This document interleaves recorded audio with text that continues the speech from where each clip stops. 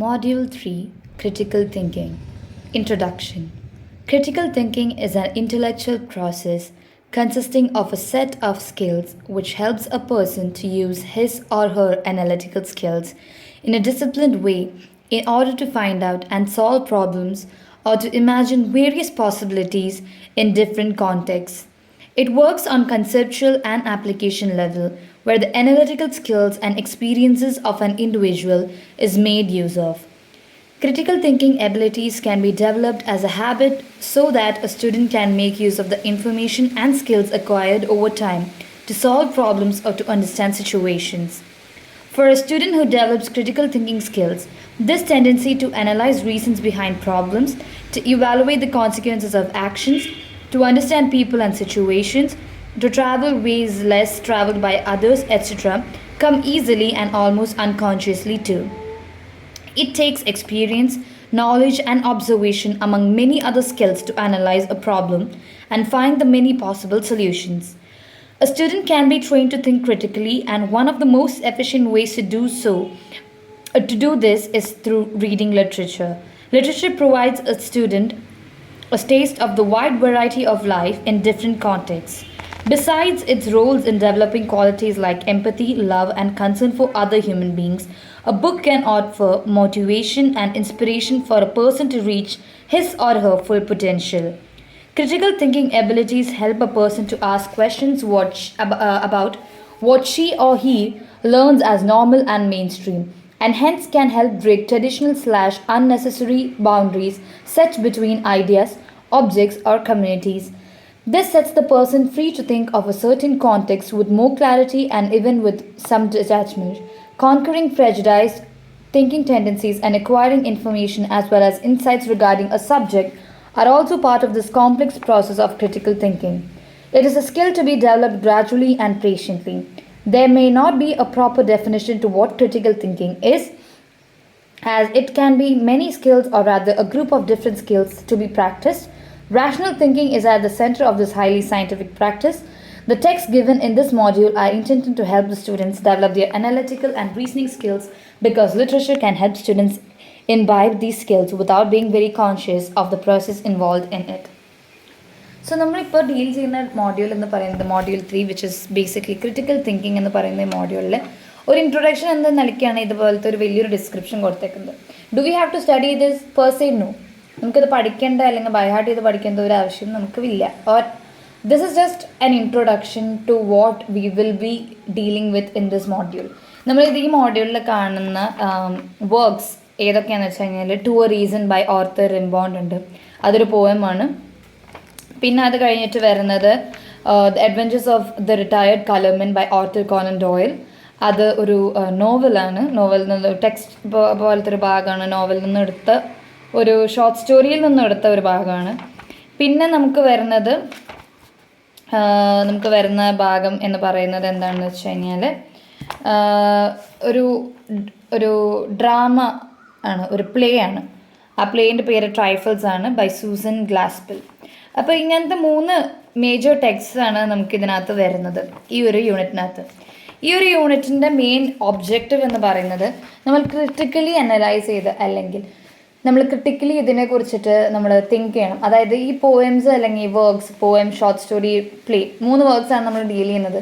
ഈ 3ലും ആ കഥ വെറുതെ മനസ്സിലാക്കി വെക്കുക അല്ലെങ്കിൽ അതിലത്തെ പ്ലോട്ട് മനസ്സിലാക്കി വെക്കണേക്കാട്ടും ഉപരി ആ ടെക്സ്റ്റുമായിട്ട് നമ്മൾ എൻഗേജ് ചെയ്യുന്ന രീതി should be different. How should be engage with the text is that നമ്മൾ ആ ടെക്സ്റ്റുമായിട്ട് ആലോചിച്ച് ഓക്കെ ഇങ്ങനെ ആയിക്കൂടെ, അല്ലെങ്കിൽ ഇങ്ങനെ ഉള്ള ഒരു സംഭവം നമുക്ക് വേറെ രീതിക്ക് ചിന്തിച്ചുകൂടെ, അതെന്തുകൊണ്ടാണ് ഇങ്ങനെ, why is it so, what are the outcomes that can come from behaving so, പിന്നെ ആൾക്കാരുടെ പേഴ്സ്പെക്റ്റീവ്സ് എങ്ങനെയാണ്, what kind of differences can you see.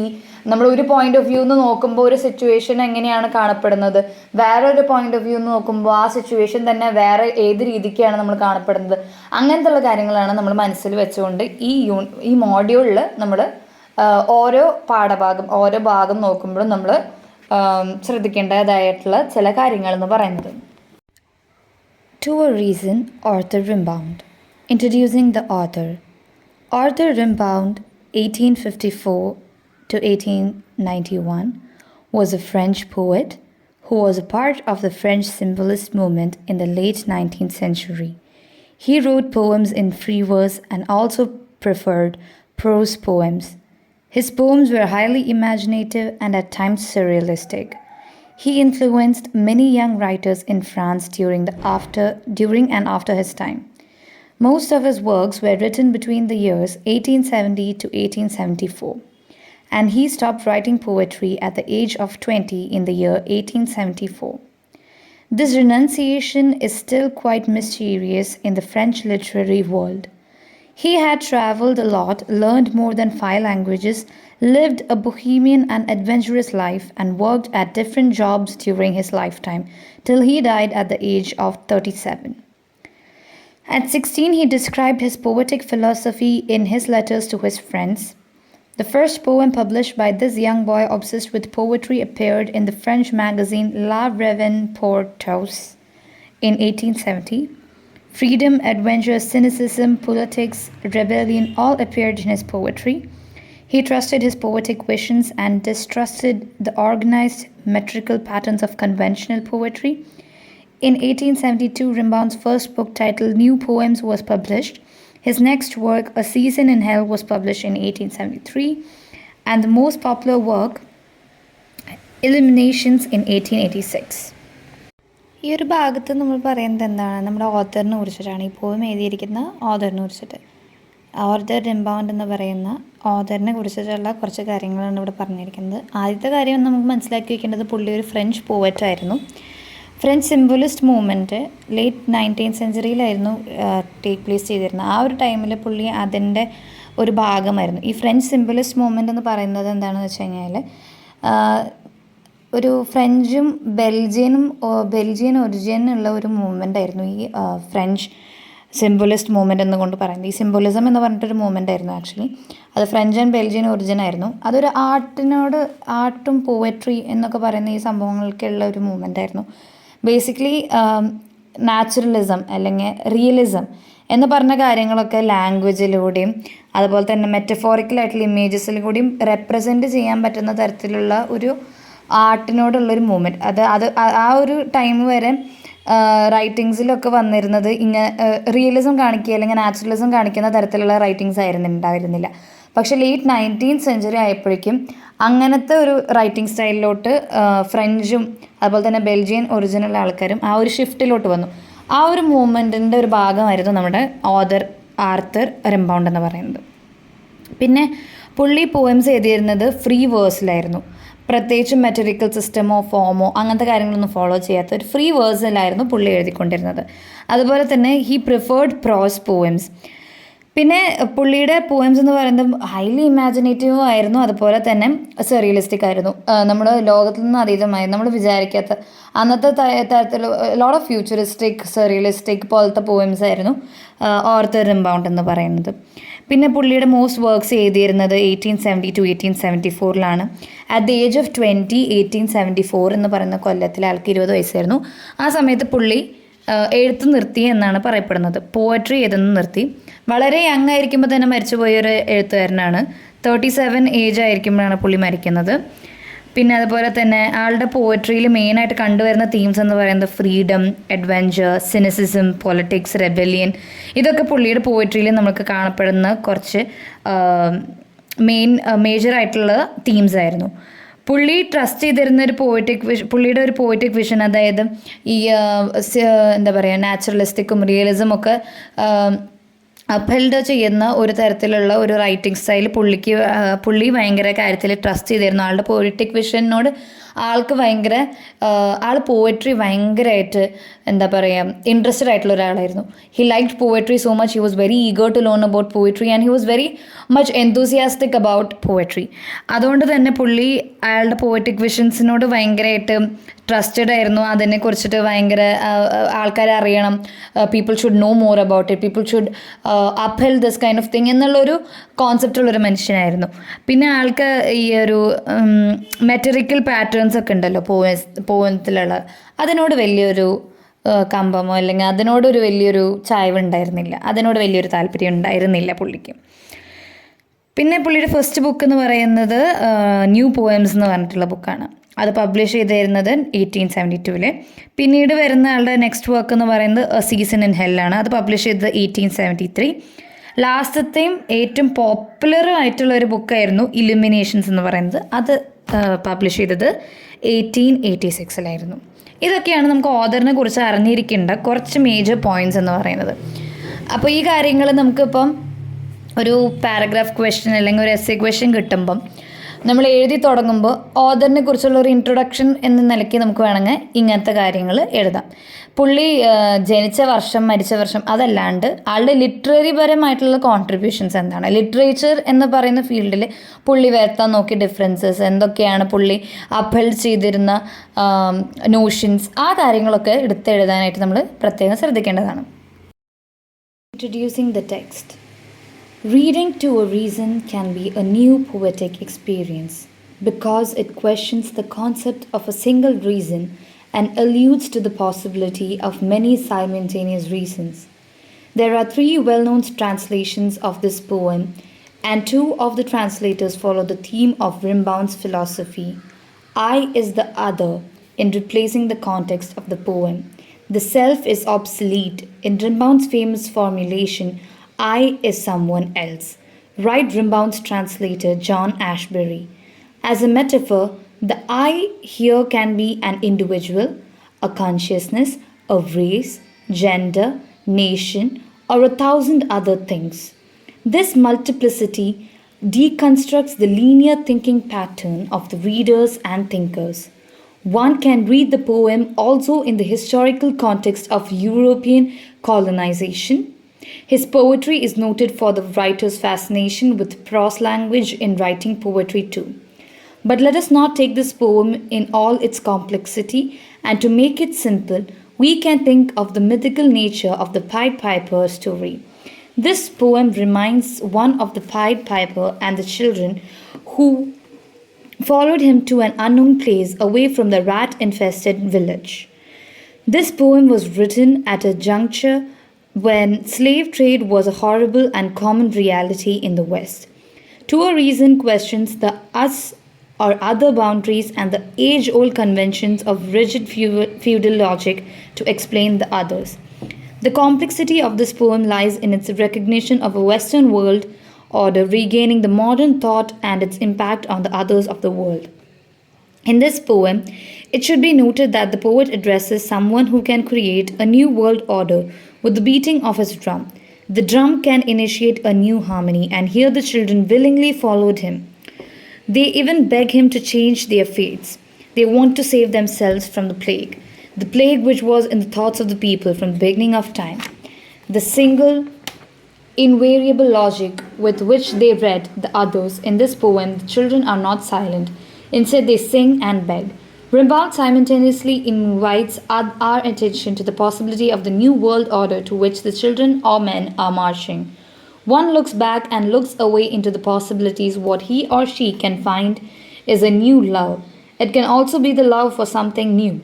Only children have this potential to look at the world from an unprejudiced and uncorrupted point of view. It is always possible the author becomes optimistic, as it can reach anywhere or everywhere. The possibilities are innumerable when one doesn't abide by a single reason. Yet the poem exploits different layers of meaning when the poet implies how music can create a new harmony which can lead to a conscription of marching men.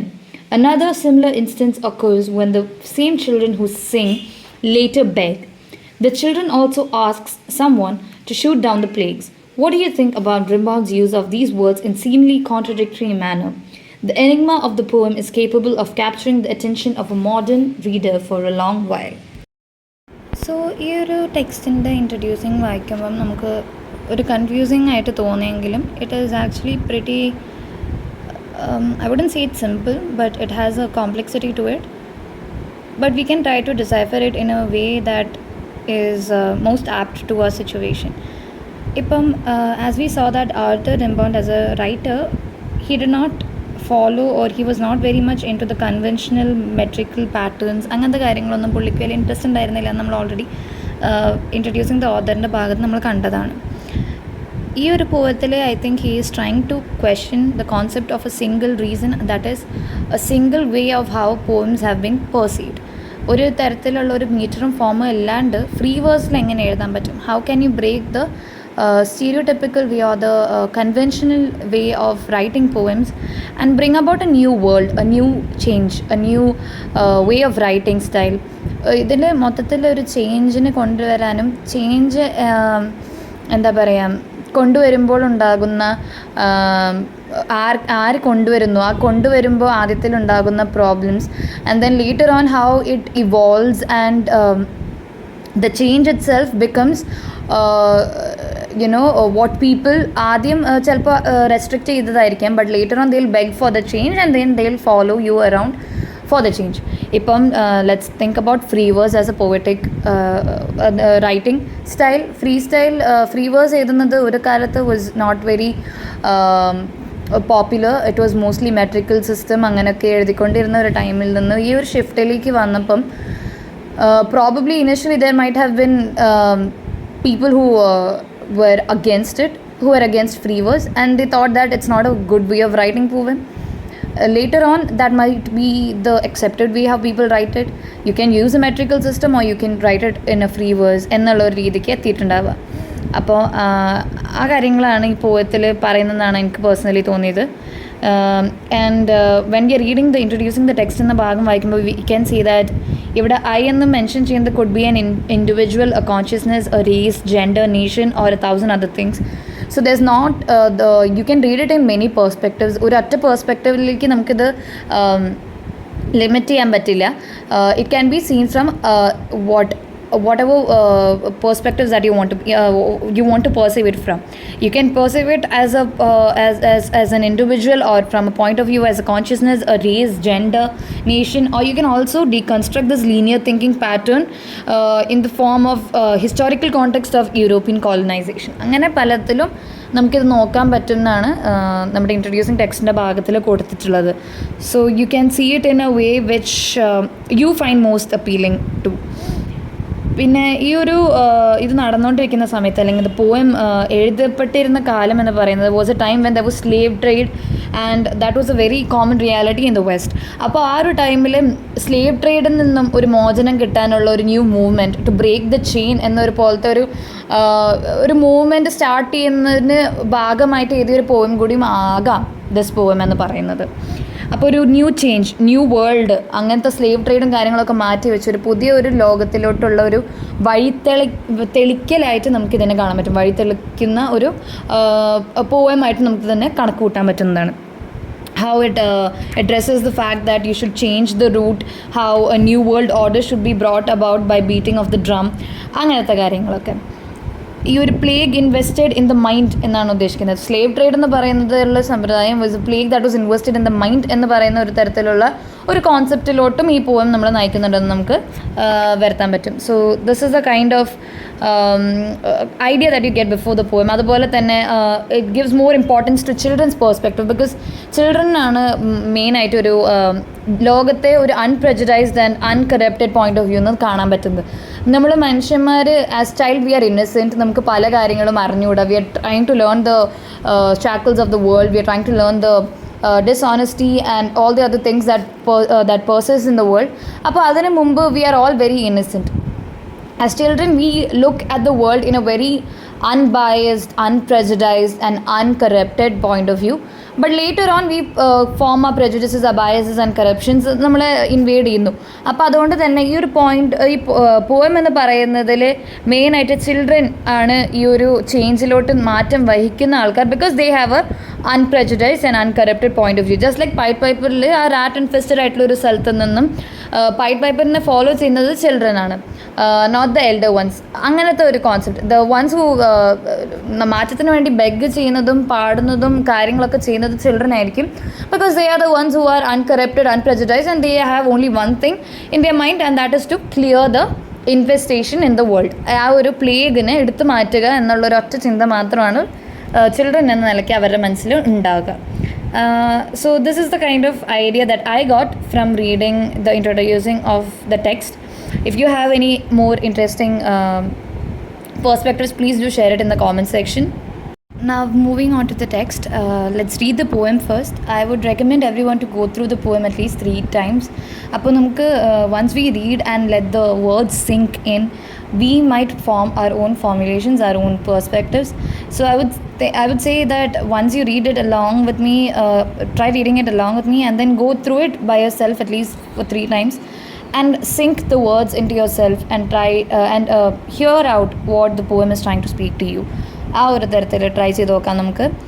So let's start. A rap of your finger on the drum fires all the sounds and starts a new harmony. A step of yours, the Levi of new men, and they're marching on. Your head turns away, oh the new love. Your head turns back, oh the new love. Change our lots, confound the plagues, beginning with time. To you these children sing. Race no matter where the substance of our fortune and our desires. They beg you, a rival of all time, who will go everywhere. ഇനി നമുക്കിതിൻ്റെ ഒരു line by line explanation അല്ലെങ്കിൽ line by line ആയിട്ടൊന്ന് നമുക്ക് പോയി നോക്കാം. A rap of your finger on the drum fires all the sounds and starts a new harmony. ഇവിടെ ഈ ലൈൻ ഉദ്ദേശിക്കുന്നതെന്ന് വെച്ച് കഴിഞ്ഞാൽ ഒരു ടാപ്പ് ഓഫ് ദ ഫിംഗർ, നമ്മൾ ഫിംഗർ ഇങ്ങനെ ടാപ്പ് ചെയ്യുന്നത്. For example if I M tapping on the desk like this, it can have a profound effect. That means it makes a sound, ഒരു സൗണ്ട്, ഒരു പുതിയൊരു ഹാർമണി, നമ്മുടെ ഒരു ചെറിയ ഒരു ആക്ഷൻ വരെ ഒരു വലിയൊരു മാറ്റത്തിന് കാരണമായേക്കാം എന്നാണ് ഉദ്ദേശിക്കുന്നത്. A rap of your finger on the drum fires all the sounds and starts a new harmony, which means a small tap of your finger on the drum can also start new sounds, and it can start what? A new harmony. ഒരു ചെറിയ ഒരു action എടുത്തു കഴിഞ്ഞാൽ it can make A new എന്താ പറയുക change, and that can bring about ഒരു വലിയൊരു ചേഞ്ചിലോട്ട് അത് നയിക്കാനും ഒരു വഴി തെളിക്കാനായിട്ട് സഹായിക്കുന്നതാണ്. A step of yours, the Levi of new men, and they are marching on, and they are marching on. ഇവിടെ എന്താ നമ്മൾ പറയുന്നത്? ഇവിടെ നമ്മുടെ ഓരോ സ്റ്റെപ്പിനെയും, ഇവിടെ ഒരാളുടെ ഓരോ സ്റ്റെപ്പിനെയും എന്താ പറയുന്നത്, ഒരു കോൺസ്ക്രിപ്ഷൻ ആയിട്ടാണ് പുള്ളി റൈറ്റർ മെറ്റഫോറിക്കലി എന്താ പറയുക മെറ്റഫോറിക്കലി കമ്പയർ ചെയ്യുന്നത്. എന്താ പറയുക, ഈ കോൺസ്ക്രിപ്ഷൻ എന്ന് പറയുന്നത് നമ്മൾ കമ്പൽസറി ആയിട്ട് സർവീസ് പ്രൊവൈഡ് ചെയ്യുന്നതാണ് ആർമിയിലും മിലിറ്ററിയിലൊക്കെ. അപ്പോൾ ആ ഒരു കമ്പൽസറി മൂവ്മെൻറ്റ് പോലെയാണ് നമ്മൾ ഒരു ചേഞ്ച് വരുത്താൻ വേണ്ടിയിട്ട് ഒരു സ്റ്റെപ്പ് എടുത്തു കഴിഞ്ഞാൽ then every one follows you like a commitment, അല്ലെങ്കിൽ ഒരു കോസ് ഓഫ് ഡയറക്ഷൻ, നമുക്കൊരു same point of view, same ഒരു ലക്ഷ്യം, ഗോൾ ഉണ്ടാവും, and every one will march towards that goal. Your heads turn away, oh the new love. Your heads turn back, oh the new love. ഇവിടെ oh the new love എന്നുകൊണ്ട് ഉദ്ദേശിക്കുന്നത് എന്താണെന്ന് വെച്ച് കഴിഞ്ഞാൽ ഒരു പുതിയ ഓപ്പർച്യൂണിറ്റി ആവാം, അല്ലെങ്കിൽ ഒരു പുതിയൊരു ചേഞ്ച് ആകാം. അപ്പോൾ നമ്മൾ ആദ്യത്തെ your head turns away, oh the new love, നമ്മൾ ഒന്ന് തിരിഞ്ഞ് നോക്കിക്കഴിഞ്ഞാൽ വി മൈറ്റ് സീ എന്താ പറയുക, നമ്മളിപ്പോൾ പോകുന്ന വഴിയിൽ നിന്നും വേറൊരു വഴിയിലോട്ട് നോക്കിക്കഴിഞ്ഞാൽ maybe we might find a new opportunity or a new change or a new way of, നമ്മൾ അൺഎക്സ്പെക്റ്റഡ് ആയിട്ടുള്ള ചില ഡെവലപ്മെൻറ്റ്സ് നമുക്ക് കാണാൻ പറ്റുന്നിരിക്കും. Again when you look back, അത് കഴിഞ്ഞിട്ട് നമ്മൾ വീണ്ടും തിരിച്ച് വന്ന വഴിയിലോട്ട് തന്നെ തിരിച്ച് നോക്കുമ്പോൾ മേ ബി നമ്മൾ വന്ന വഴിയിൽ maybe we might have thought എന്താ ഒരു ഒരു യൂണിഡയറക്ഷണൽ ആയിട്ടുള്ള ഒരു ചിന്താഗതിയിലായിരിക്കും നമ്മൾ വന്നിട്ടുണ്ടാവുക. But once you look back, ഒന്നും കൂടി നമ്മൾ നമ്മുടെ വഴികളിലേക്ക് തിരിച്ച് നോക്കുമ്പോൾ maybe we might find a new direction or a new opportunity that rises in that once we have a more understanding, അല്ലെങ്കിൽ ഒരു പുതിയൊരു നമ്മൾ as we grow as human beings, നമുക്ക് when we look into our past നമുക്ക് പല ചേഞ്ചസും ഇങ്ങനെ ഒഴിവാക്കാമായിരുന്നു, അല്ലെങ്കിൽ ഇങ്ങനെ ചെയ്തിരുന്നെങ്കിൽ it would have been better എന്നുള്ള ഒരു കൈൻഡ് ഓഫ് കോൺസെപ്റ്റ് വരുന്നത് എങ്ങനെയാണ്? Because we are humans and we change and we evolve, and നമ്മൾ ഒരു പുതിയ ഓപ്പർച്യൂണിറ്റി കാണുമ്പോൾ we have to look back to it, and that is the reason, that reason is what makes us to bring about a change. Change വെറുതെ ഉണ്ടാവണതല്ലല്ലോ, ആ change വരണമെങ്കിൽ എന്തെങ്കിലും ഒരു reason ഉണ്ടാവണം. ആ റീസൺ കാരണമായിരിക്കും നമ്മളൊരു ചേഞ്ചിലോട്ട് ഡിറൈവ് ചെയ്യണത്. പിന്നെ change our lords, confound the plagues, beginning with time. To you these children sing. Race no matter where the substance of our fortune and our desires they beg you. ഇവിടെ children പാടുന്നു, children ആർക്കോ beg ചെയ്യുന്നു, ഒരു റീസന് വേണ്ടിയിട്ടാണ് beg ചെയ്യുന്നത്. Reason ഇവിടെ ഒരു personify ചെയ്യുന്ന പോലെ നമുക്കൊരു കാണാൻ പറ്റുന്നുണ്ട്. റീസൻ്റെ അടുത്ത് പിള്ളേർ പാടാണ്, ചിൽഡ്രൻ പാടാണ്, എന്ത് change are lots confound the plagues beginning with time. ഇവിടെ എന്താണ് ഉദ്ദേശിക്കുന്നത്? ചിൽഡ്രൻ റീസൻ്റെ അടുത്ത് പറയാണ് ഈ ചേഞ്ചസ് കൊണ്ടുവരൂ, ടൈം കാരണം ഈ ഒരു ടൈം ലിമിറ്റിൻ്റെ ഉള്ളിൽ തന്നെ ചേഞ്ചസ് കൊണ്ടുവരൂ, ഈ ലിമിറ്റേഷൻസ് നിന്ന് ഒരു ലിബറേഷൻ തരൂ എന്ന് പറയാണ്. അതുപോലെ തന്നെ ബെഗ്ഗിയാണ്, റീസ് no matter with substance of a fortune and are desires.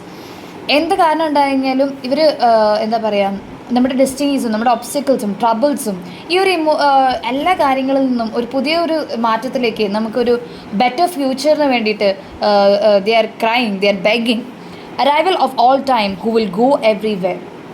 ഇതെന്താണ് ഉദ്ദേശിക്കുന്നത്? നമ്മുടെ നേച്ചറിൻ്റെ ഒരു എക്സിസ്റ്റൻസിനെയാണ്.